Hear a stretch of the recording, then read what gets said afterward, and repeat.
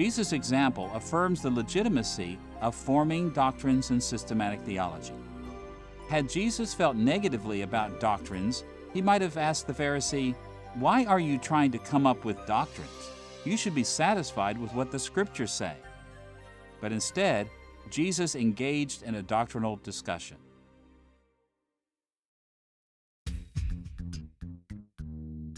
Having seen one of the many times when Jesus engaged in doctrines, we should see that the Apostle Paul did the same thing.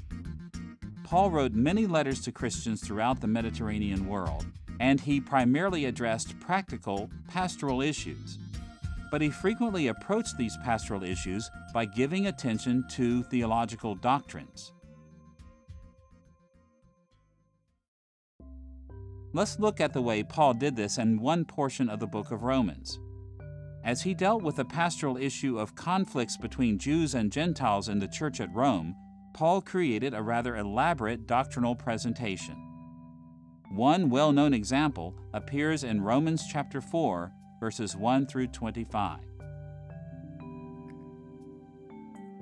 Now, there are countless things that could be said about this passage, but we'll simply point out how this passage reflects the three elements of our definition of theological doctrines. It concentrates on a topic, it synthesizes many biblical passages, and it explains them.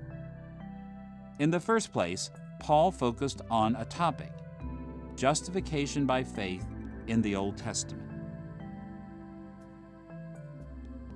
Romans chapter 4 is introduced by a question at the end of the prior chapter. Listen to this question from Romans chapter 3, verse 31. Do we then nullify the law by this faith?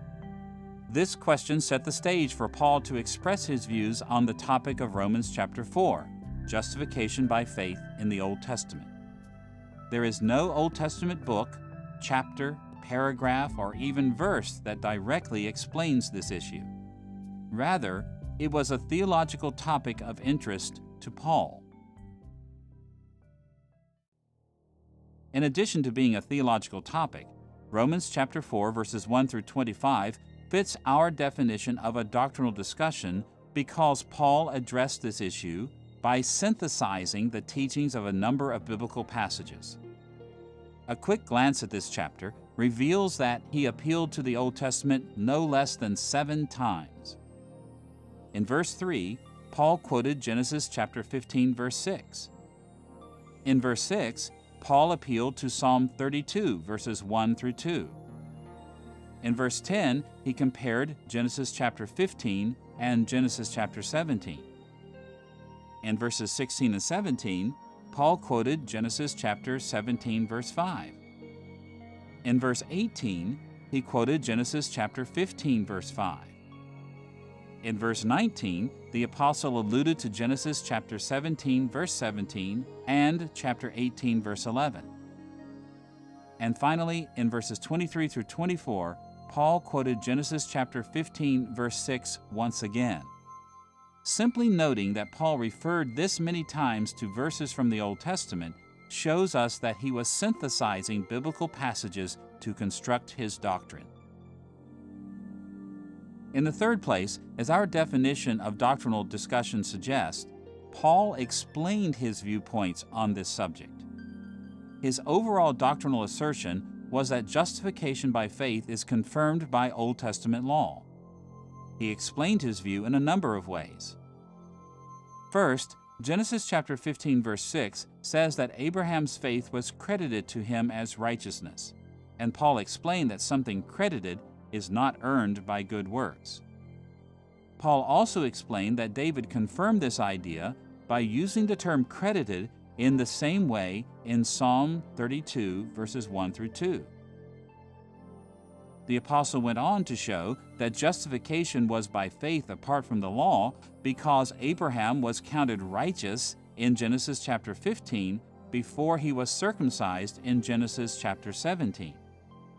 Further, Paul made the point that in Genesis chapter 17, verse 5, Abraham was promised that he would be the father of Jews and Gentiles, those who had the law and those who did not.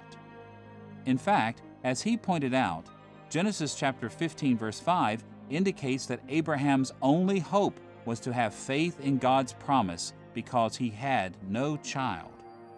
And as Genesis chapter 17, verse 17, and chapter 18, verse 11 show, faith was continually required of Abraham because both he and his wife were too old to have children by normal means. Finally, Paul concluded that Genesis chapter 15, verse 6 is more than a mere historical statement about Abraham. It is a lesson about the centrality of faith for Christian believers. In short, we see that, like Jesus, Paul involved himself in doctrinal discussions. He synthesized and explained biblical teachings on theological topics. In addition to understanding our definition of a doctrine and the legitimacy of doctrinal discussions, it's very important that we also grasp the goals of doctrines and systematics.